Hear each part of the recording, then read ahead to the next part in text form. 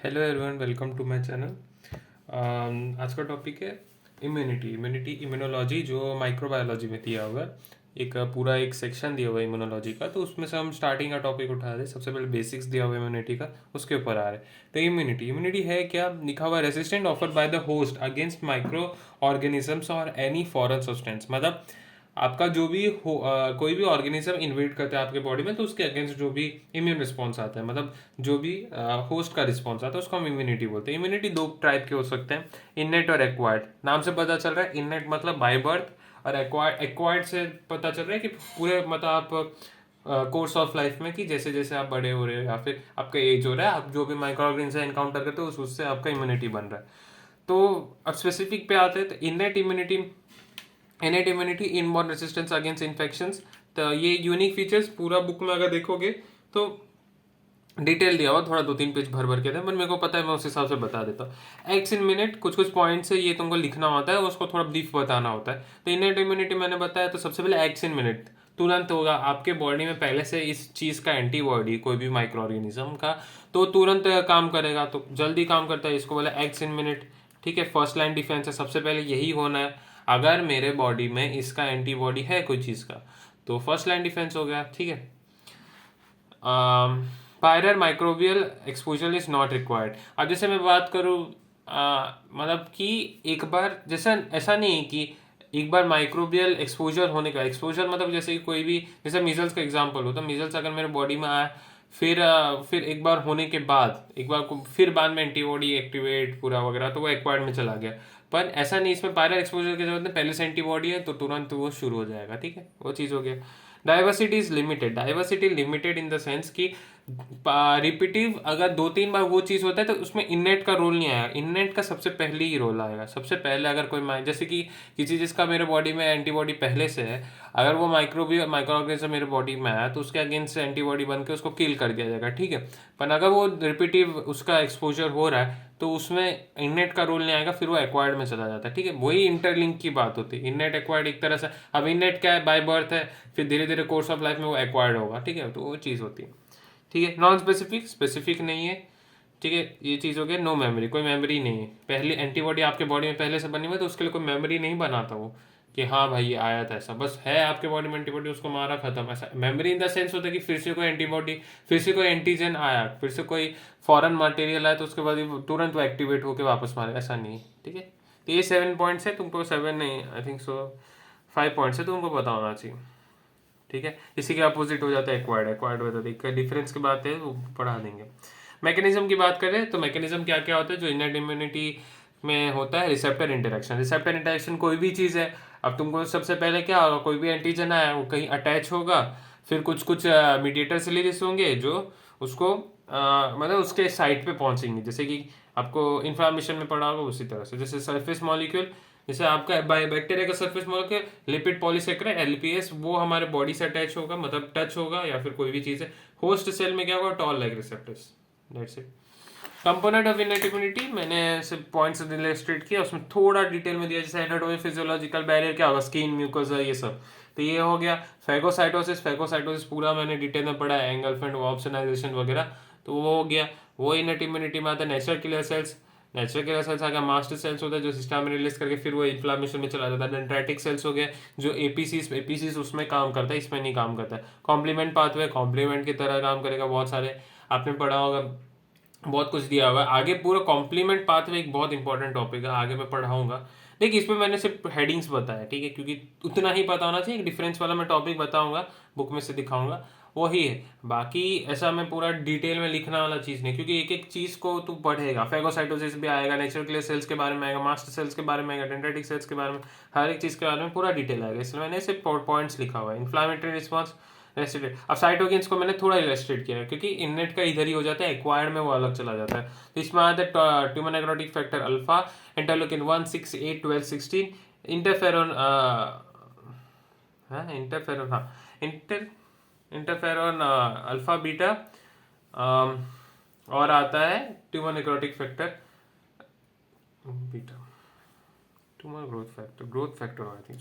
Cytokines, APRs होता है acute phase reactant protein. अब इसके बारे में इतना डिटेल नहीं दिया हुआ क्योंकि अब कुछ कुछ चीजें इनेट में ही है, कुछ कुछ इनेट एक्वायर्ड दोनों में आती है। कॉम्प्लीमेंट सिस्टम दोनों में आएगा, फेगोसाइटोसिस दोनों में आता है, मास्ट सेल का रोल दोनों में, नेचुरल किलर सेल्स का दोनों में आता है। इस तरह से होता है। प्रोटीन्स की बात करें तो लीवर में ये बनता है। अब कोई भी इन्फ्लामेटरी कंडीशन होता है उसमें ये चीज बनता है। एपीसीस क्या होता है, एपीआरस, सॉरी एपीसीस गलत बोल दी, एपीआरस एक्यूट फेज रिएक्टेंट। ये दो चीजें होती हैं, पॉजिटिव नेगेटिव। पॉजिटिव नेगेटिव तुमको पता है कि अब जैसे कोई इन्फ्लामेटरी रिएक्शन है तो उसमें वो बढ़ेगा, है ना, एक्यूट फेज रिएक्टेंट प्रोटीन, तो वो अलग बढ़ता है। अब किसी किसी में कम होता है तो वो चीज होती है। तो पॉजिटिव मतलब बढ़ता है, डिक्रीज मतलब नेगेटिव होगा। पॉजिटिव में इंक्रीज इन एक्यूट इन्फ्लामेशन। क्या क्या प्रोटीन है जो बढ़ते हैं, देख प्रोटीन के बारे में बोल रहा हूँ। तो कोई एक्यूट इन्फ्लामेशन बढ़ेगा जिसमें आता है सीरम एमाइलॉइड ए और सी रिएक्टिव एक्सेट्रा। और वही मैं नेगेटिव की बात करूँ तो एल्बुमिन हो गया, ट्रांसफेरिन, एंटी थ्रोम्बिन, ये पढ़ लो। बाकी सारे इसमें आते, बहुत सारे एग्जांपल दिए इसमें, बुक में तुम देखोगे ना, बुक में देखोगे तो इसका बहुत सारे एग्जांपल दिया। और इसका 3 ही दिया हुआ है, एल्बुमिन, ट्रांसफेरिन, एंटी थ्रोम्बिन। ठीक है। रोल क्या है एपीआरस का, एपीआरस का रोल है acute phase reactant proteins. Acute phase reactant proteins का क्या रोल, तो ये एंटी माइक्रोबियल, एंटी इंफ्लामेटरी। तो एक बुक में से मैं तुमको डिफरेंस पढ़ा देता हूँ, उसके बाद देखते हैं। तो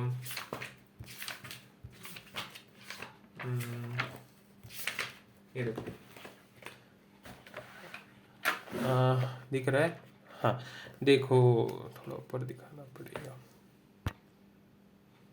दिख रहा है, ठीक है, छोटा छोटा लिखा हुआ है, देख सकते हो कि देखो सबसे पहले इनेट में क्या लिखा है, resistant to infection data inborn बता दिया, एक्वायर होता है, फिर मिनट में होता है, वही सारी चीज़ें इसमें लिखा हुआ है, डेज में होता है, फिर बाद में पायरल एक्सपोजर वाला बताते इसमें ज़रूरत होता है, फिर ये क्या होता है, diversity is limited act through a restricted set of reaction, कुछ कुछ ही सेट ऑफ, और ये वेराइड होता है। तो वही सारी चीज़ें मैं पॉइंट बताया था ना, 5 पॉइंट उसी के अपोजिट में लिखा। इम्यूनोलॉजिकल मेमोरी आर एब्सेंट, इसमें होता है। Microbial antigen, innate immunity develops against antigen data shared by many microbes.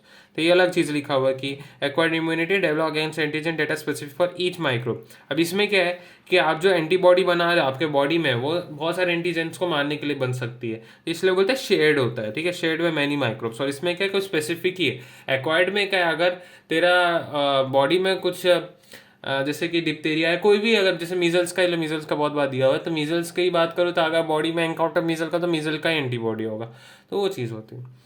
तो वही चीज़ लिखा हुआ, होस्ट सेल इनेटिविटी, non specific toll like receptor, ये भी बता चुका हूँ। इसमें ये होता है component of innate immunity, components मैंने बताया, तो उसमें तुम देख सकते हो सबसे पहले यहाँ पे क्या लिखा हुआ है, एनाटॉमिकल बैरियर सच है skin and mucosa, physiological barrier, phagocytosis, nature के सब वही पॉइंट्स लिखा हुआ है, और इसी का अपोजिट में टीबी सेल्स। ठीक है, अच्छा, यहाँ तक पढ़ा दिया मैंने अभी, तो यहाँ जाते हैं। ठीक है,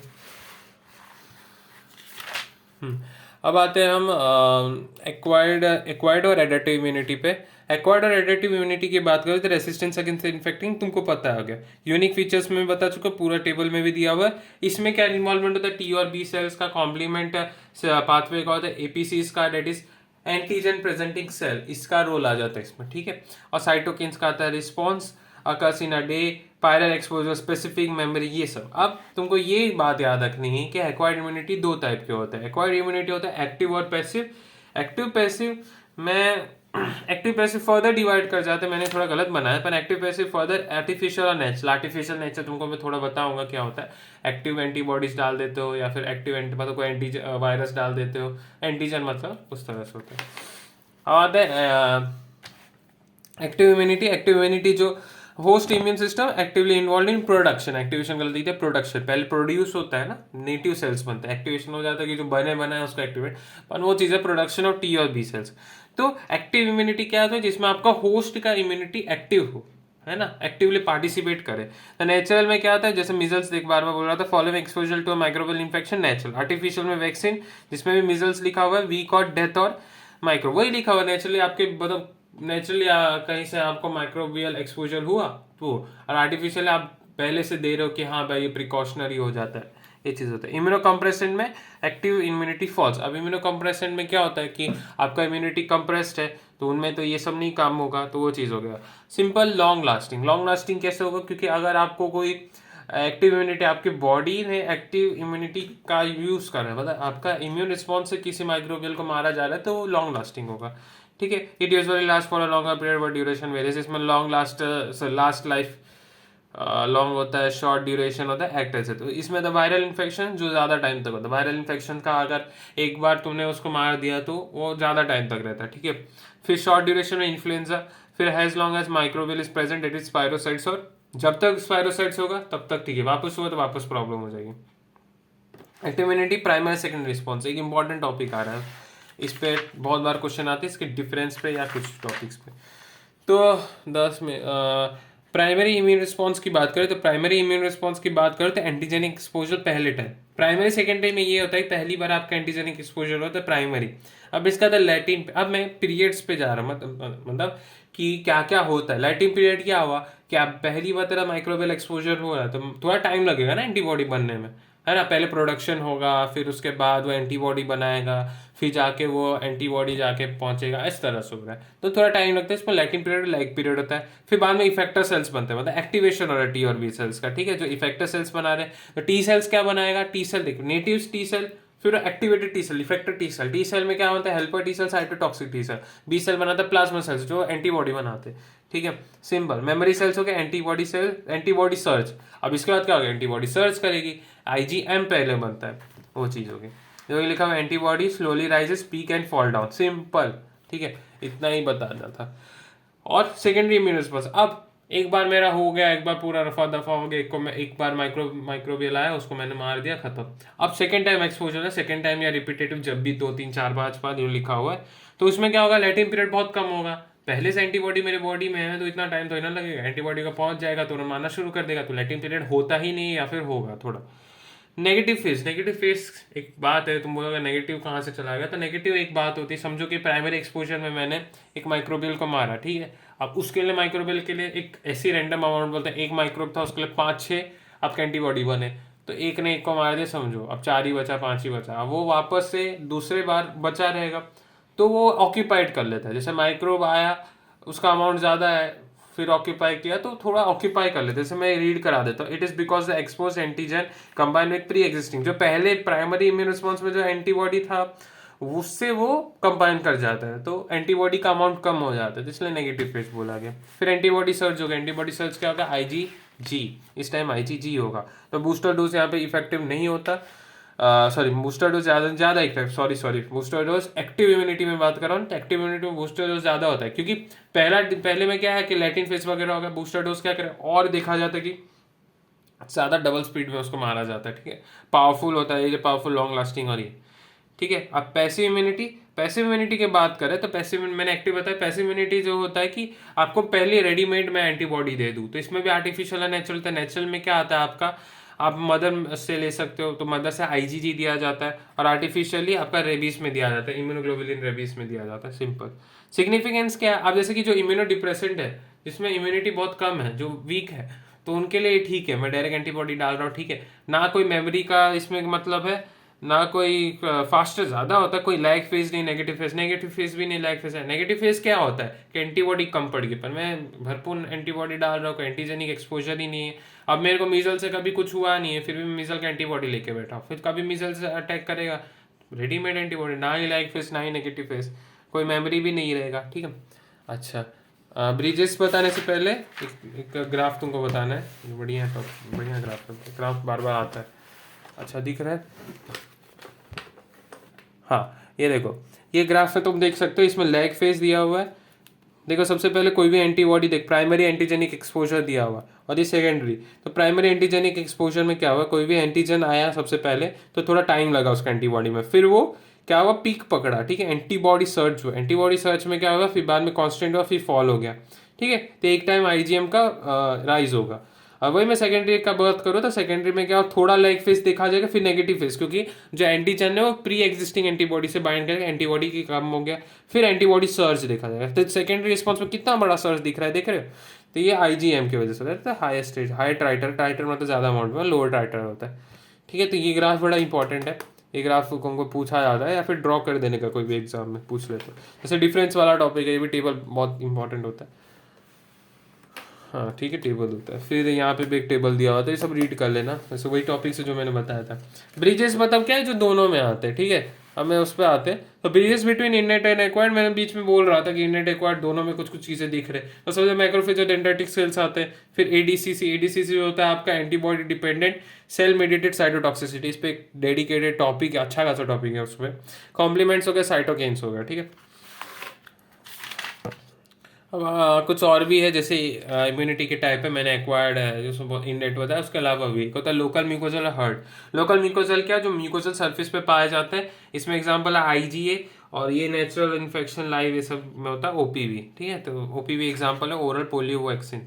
immune response activate mucosal surface, जो म्यूकोजल सरफेस पे एक्टिव है, जैसे मैंने कोई भी वैक्सीन दे रहा हूँ ओपीवी, मतलब ओपीवी देना का क्या मतलब है, वो इंटेस्टाइन में जाएगा तो तभी वो एक्टिव है, तो सिंपल लोकल।